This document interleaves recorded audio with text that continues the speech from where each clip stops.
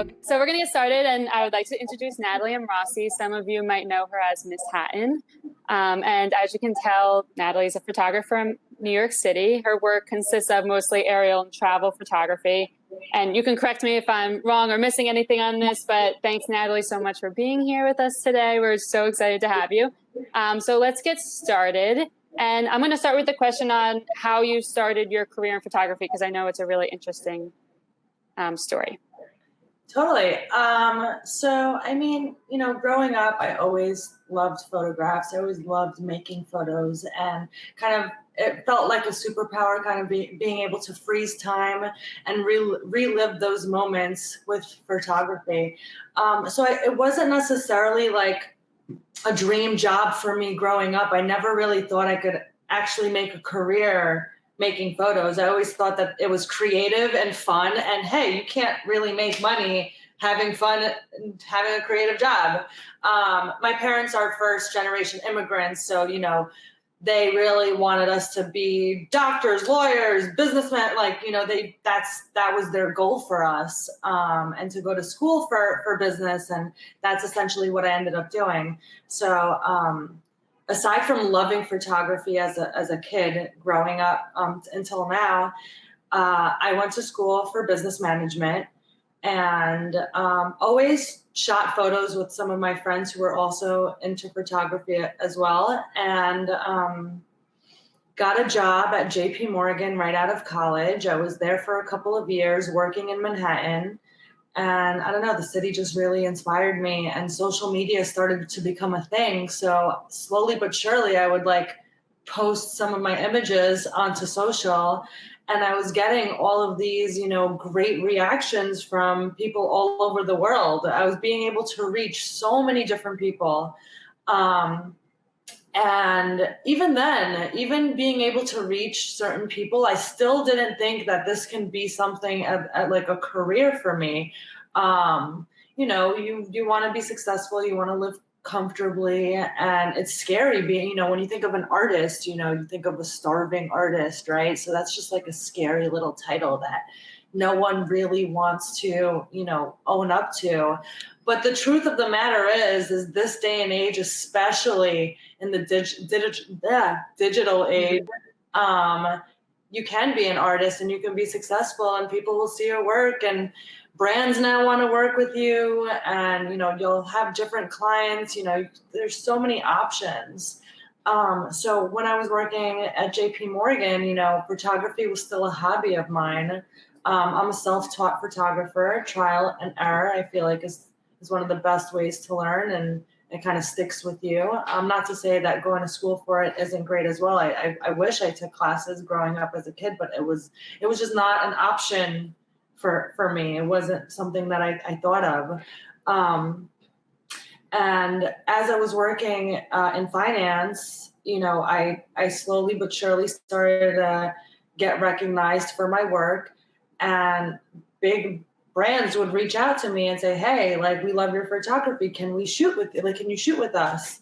So one of the biggest clients that I first landed while I was still working in my finance job was Jaguar. So I worked with Jaguar, and they had given me one of their souped up F-type convertibles for the weekend. And I was 23 years old with, this car, and I was 24, whatever it was, with this $200,000 car driving around the city. It was amazing, and it inspired me so much. I was shooting everything, taking pictures of the car. And that weekend probably changed my life, because Monday morning I went into work, and I was out all night shooting the car in the middle of the streets of Manhattan. And I didn't look through my photos. I didn't sleep that night. I got home at 5:30 in the morning, got ready for work, made it to the office at 6:30. And as I was sitting in my office chair, I was just I just want to look at these pictures. What am I doing here? I was so upset. Mind you, I haven't slept. So I go to my coworker, who was my best friend at the time, and I was like, Christine, I think I can't do this anymore. I have to, I want to quit. And she's like, Natalie, you haven't slept, hold on. Can't do that. You can't do that right now. That's not Doesn't make sense. Just like sleep it off and see how you feel tomorrow. I was like, you know what, Christine, you're right. I'm going to take my time and I'm going to figure it out.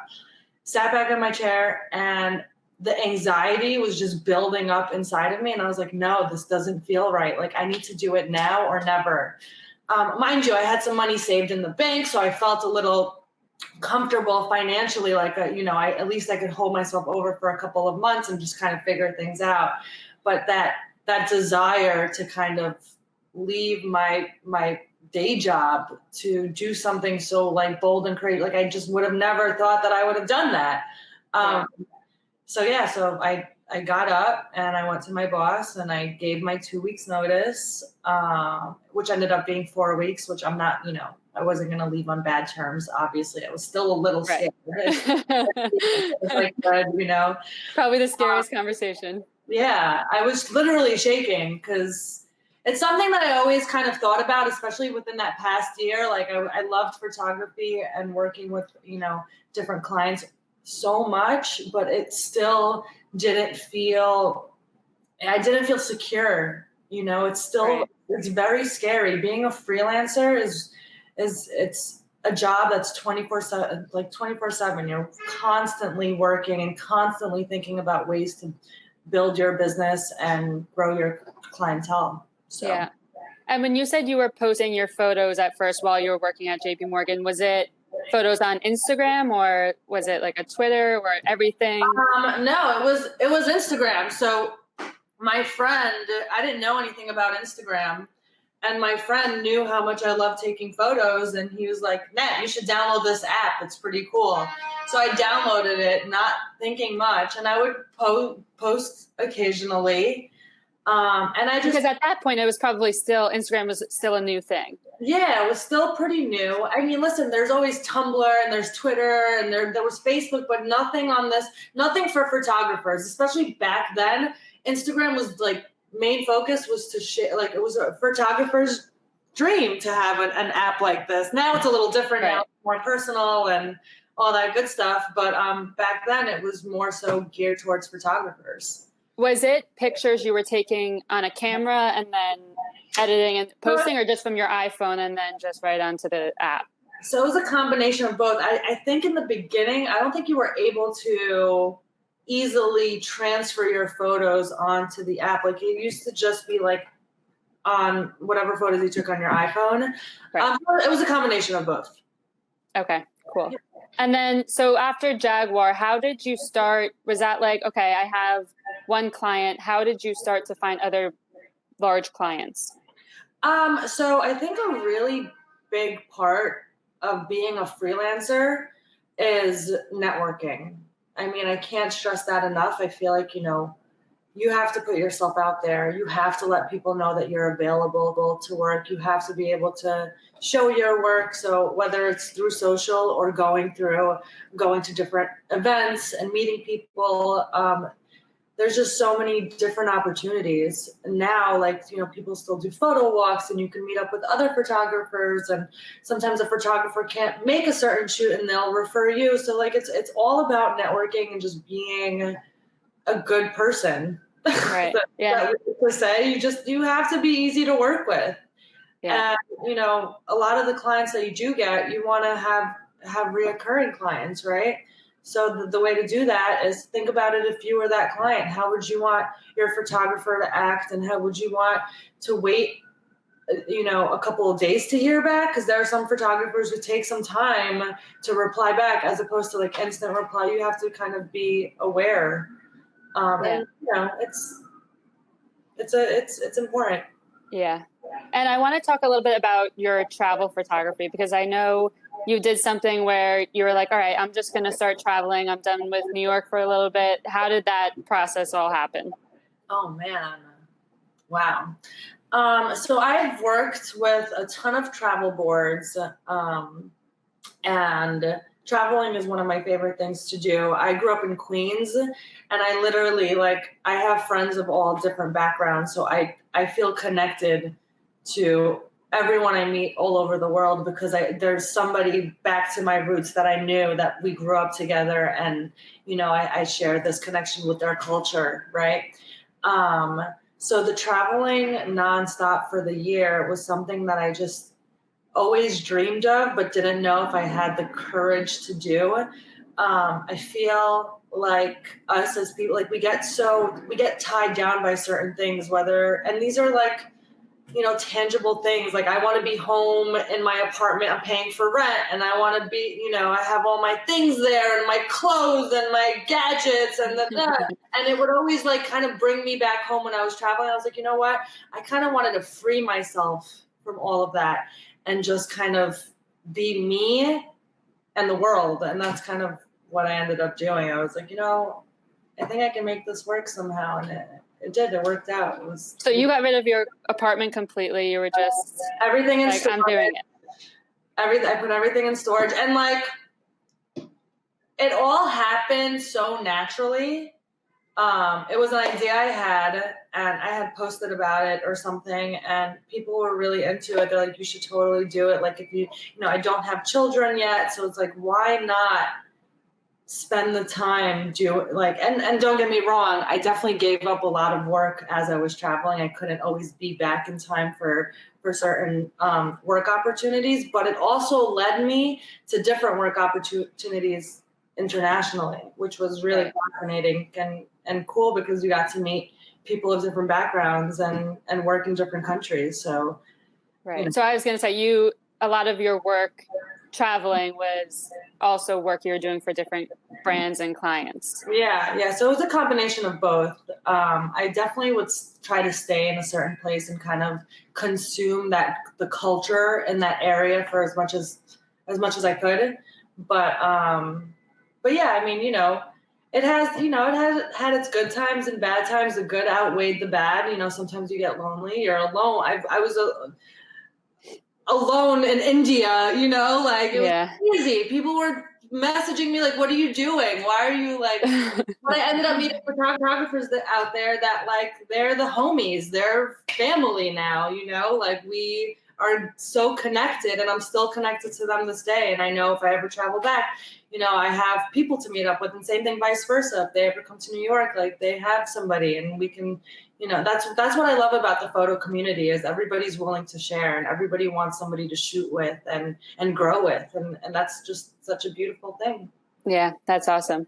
So do you have a favorite place or project that you did when you were traveling? Oh man. Yeah. One of my favorite projects, I was working with Adorama, and we went to Bhutan, and I was so unfamiliar. That's a place that I never grew up with somebody who's from Bhutan. It's such a remote place that not a lot of people get to go to. And just being able to go there was I was so grateful for that, because it's just such a process from like visas and just transportation. You have to fly to Thailand and then take another. It was just this whole thing. But I was out there for about 3 weeks, and we got to explore not the whole country, but most of the country. That's amazing. It was so beautiful. Yeah. I'm going to grab a question from the chat. So how long did it take you to get your first paid assignment? Oh man. You know what it is when you are shooting and it's a hobby and it's so much fun. Like, I guess you don't realize, like, I wasn't looking for photography jobs. I was just simply enjoying my time making photos. So it's hard for me to say like how long it took me, because it wasn't like a goal of mine to like go and search for clients. But I'd say after like posting on social media definitely helped tremendous. I probably wouldn't be here if it wasn't for social. And I'd say like it took a couple of months until I got, some offers, and I was like, wait, they want to pay me to do what? I'm like, all right. I would go during my lunch breaks. It was while I was still working at JP Morgan. So I would leave, go during my lunch breaks, spend an hour taking photos, and come back, edit at night. And it was just, it just ended up working out. Yeah. And then another one, this one's kind of tricky. So how did your business background define how you work with your clients? So, I mean, it definitely helped me in the business sense of like, being organized with my calendar and, email management and client management and following up and just kind of staying up to date with the clients that you do have. And that's something that I did learn in finance. And my boss, he was phenomenal at this, and I would help make Excel sheets of all his clients. So that's what I do now with my clients. I have an Excel sheet, and like if I ever if there's like a collaboration opportunity, I'm like, oh, let me hit up this person, and I'll go to my Excel and I'll see who I worked with. I have a note section, what their favorite food is, like weird shit. But no, that's great though. Yeah, I mean, it helps you remember who is who and keeping it all together. For sure. So let's talk a little bit about your favorite gear. Favorite cameras, favorite bags. What do you have go-tos? Are you always switching it up? I'm always switching it up. I own it all. I own a Canon, a Sony, a Leica. Like I own it all. I'm like a nerd like that. I like to see how different brands are, evolving the camera technology these days, and it's amazing. Even iPhones are pretty incredible. But I guess I always shot with Canon, so it's probably my favorite. Like the 1DX is my favorite. It's just the sound of the shutter is so sexy to me. I'm sorry, but it is. I like shooting with the Sony and Leica too when I want something more compact and easy to travel with. Like I have a Leica Q2 that it's so versatile to travel, especially like traveling or just every day, like walking on the street. I don't like feeling like I don't have a camera on me, because if something happens and I can't take a photo of it, like it will make me sad. So I always have my Leica on me if I don't have my Canon or Sony. Got it. So I want to talk a little bit about your style of work, because I know you do a lot of aerial shots and like a lot of, I think, nighttime photography. So like, do you have a specific style, or can you talk a little bit about that? I definitely like the more moodier looks. I like when it's ugly outside, that's when I like shooting. Like when it's rainy and cloudy and, don't get me wrong, it's nice to be outside on a sunny day, but it's also pretty, it makes for interesting photos when it's raining, or there's just different, I like to experiment with different shots. So yeah, but I'm more on the moody side. Yeah. And I have a lot of people asking about your post-processing software. Do you edit your photos afterwards, or are most of them right on Instagram, or what do you do afterwards for your photos? Yeah, totally. So I edit all my photos afterwards, either mostly Lightroom, sometimes Photoshop if I need to, but mostly Lightroom. And I find that sometimes when you transfer your photos from your computer to your phone, it doesn't always look the same. So I'll tweak a few things on the Instagram app. Got it.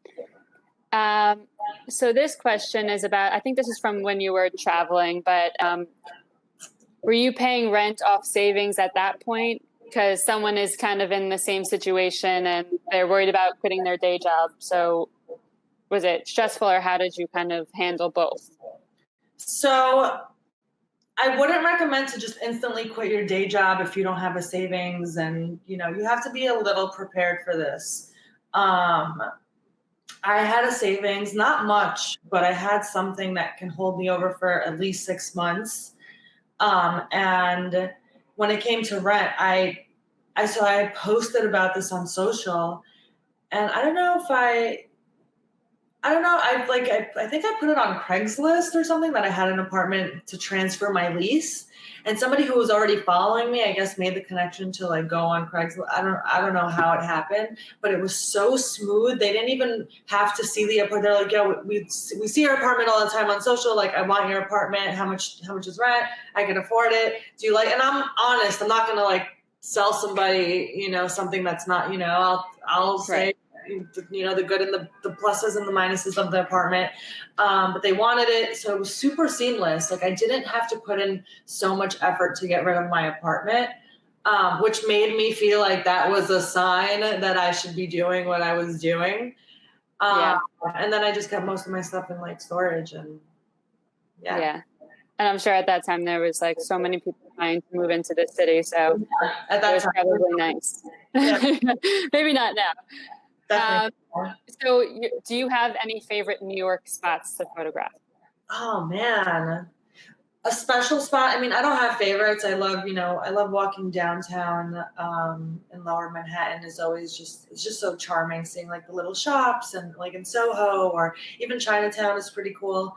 But in terms of like views, because I know a lot of people that follow me are really interested on getting some good viewpoints. And I think Top of the Rock, Rockefeller Center, is just phenomenal because you get the Empire State Building, you get a 360 view of the whole city.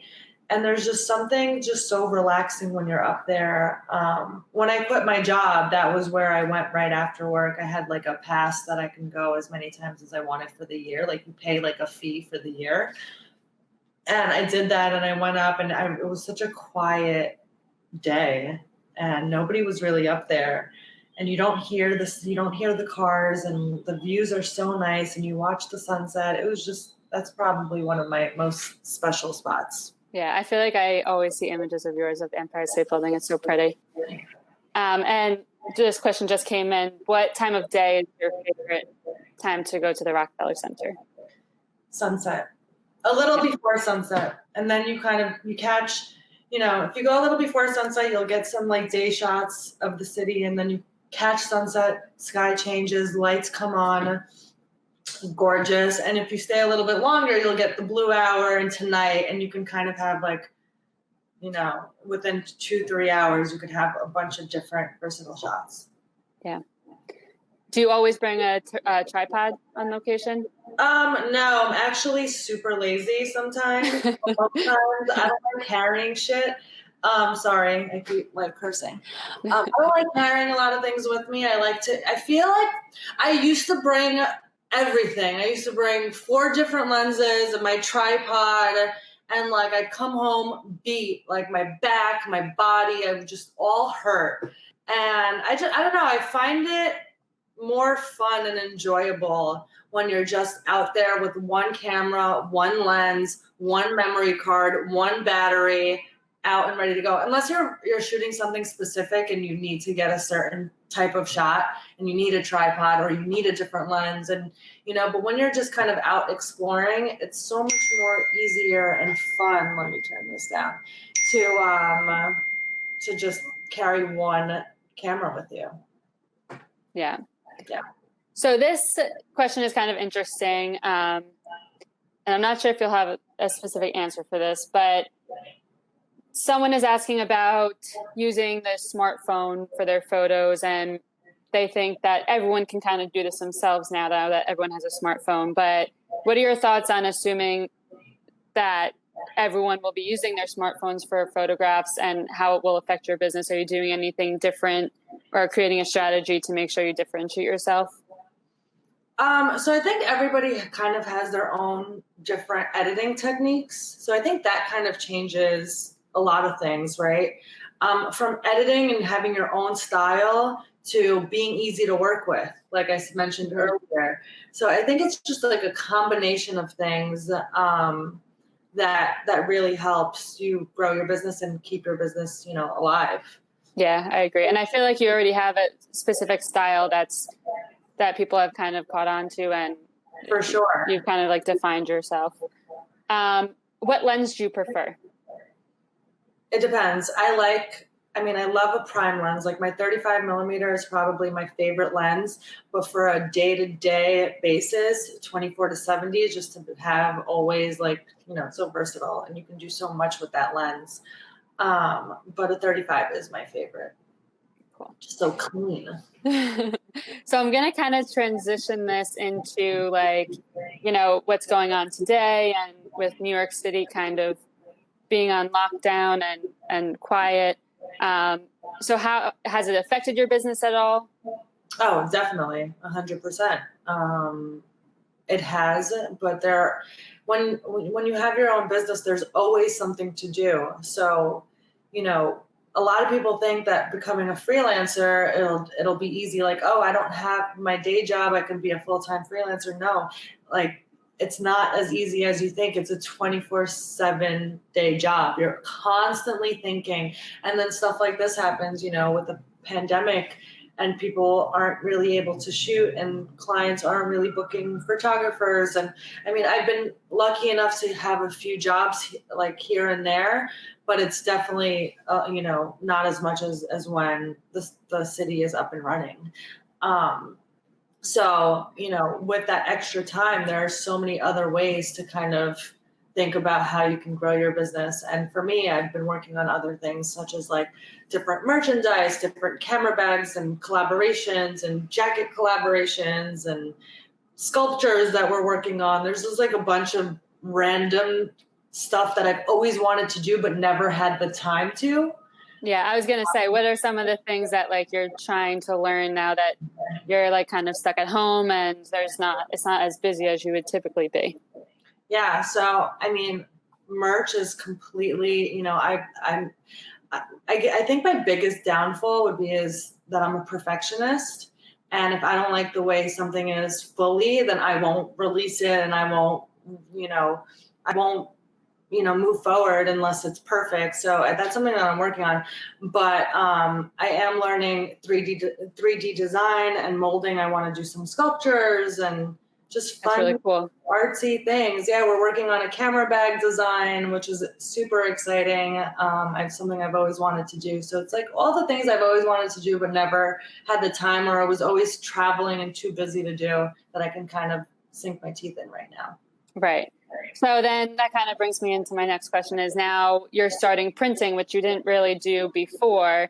And I would always tell Natalie, like, you need to start printing your images. You need to start doing it. So now you have a printer, you have a Canon printer, right? A Pro 100 or something, Pro 1000. And now you're starting to print. So like, how did you probably knew nothing about it, just the printer being in your home. How did you even get started? So I used to always just send out my files and have it printed and shipped back to me. But there's something, thanks to you, Paige, you really helped push me to kind of move forward with me learning how to print on my own, because when you have your own printer, you can really see the difference from different paper styles and from different, editing styles as well, that how the image kind of turns out. So I've been able to kind of learn how, the colors change with certain papers, and it's just been such an interesting and fun learning experience for me. When you were first printing, did it come out like completely different than when you thought, and you were like, oh no, now I need to figure out how to work this, or it was a first time and this came out and you were like, this is great? Honestly, the paper is so... I think my first print was with the juniper paper, and the way the ink just kind of soaked in through the paper, it was hard for it to not look good, to be honest. So I instantly loved it. I did see, I'm like, oh, I could bring up the shadows and kind of tweak certain things. But it was still so beautiful and gorgeous, and just being able to touch it and see it in physical format. I loved it every moment. Oh, yeah. What pro print shop do you use? Do you use any? I have one in the city that it was a local shop. They've been closed for the past, since the pandemic. Yeah. It's sad. So, yeah, but there's a lot online that are pretty good. Adorama has Adorama Picks, which is more on the inexpensive side if you want to kind of test out different papers and have your prints done with them, and they ship it to you pretty quickly. There's also like Whitewall, which I've used in the past, which has been pretty great. There's a lot of options. And we always link our print shops that print using Moab paper, which is all listed on our website. So if you go on our website, I think it's under one of the tabs, it says printers using Moab, and you can just go and upload your files right there and they'll print them for you. So it's good.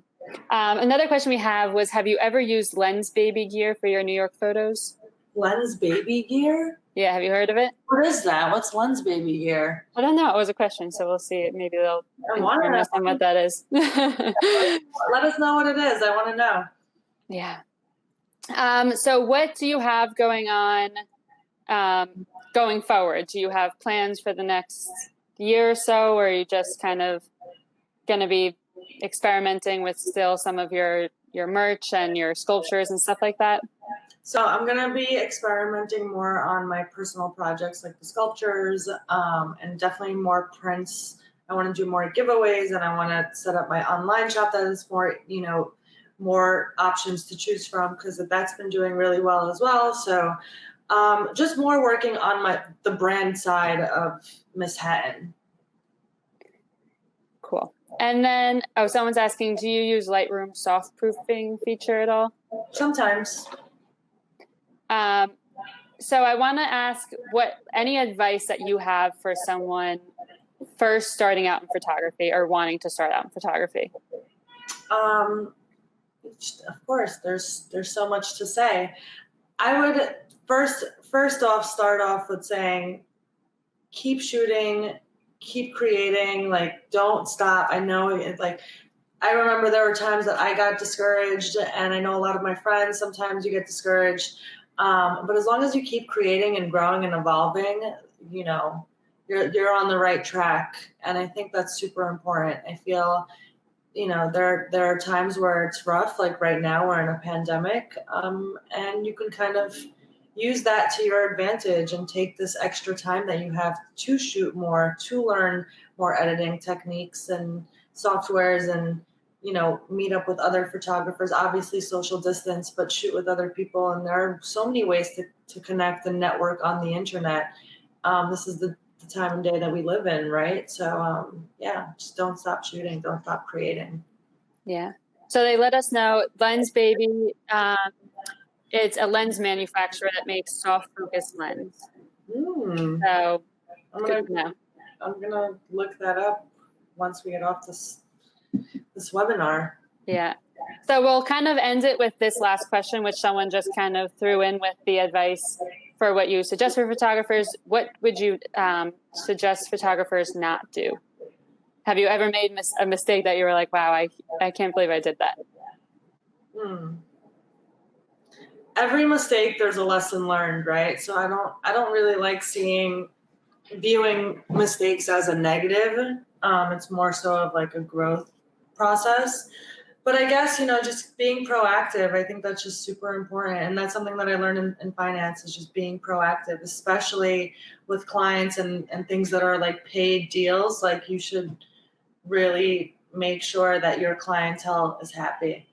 But what did you do? I don't know. Don't ignore people. Like, even if you don't have time to answer somebody, at least like reply saying, hey, I'm going to get right back to you or something. People don't like being ignored. So yeah, that's very true. Especially if they're paying you. Yeah. Hit them back. Very true. Yes. Well, thank you so much, Natalie, for coming on. We'll have a bunch more webinars coming up in October, so check them out. Some of them will be all about, the technical aspect and choosing a paper, but we're also going to be talking to photographers like Natalie and kind of learning about their backgrounds, which is really interesting. So thanks, Natalie. Thanks for having me, and I love everything you've been doing, Paige. You are killing it. I've watched so many of these webinars because I just find it so interesting and fascinating what all other photographers and creators are doing. So thank you for that. And I love learning more about paper. I mean, I'm in love. Can you not tell? It's everything. All the prints that I've been doing makes me love what I do more and more. So good. Thank you very much. Yeah. And if anyone has any suggestions for future webinars that you'd like us to do, please just send us an email and we'll get on it. All right. Thanks, everyone. Thanks, Natalie. Bye.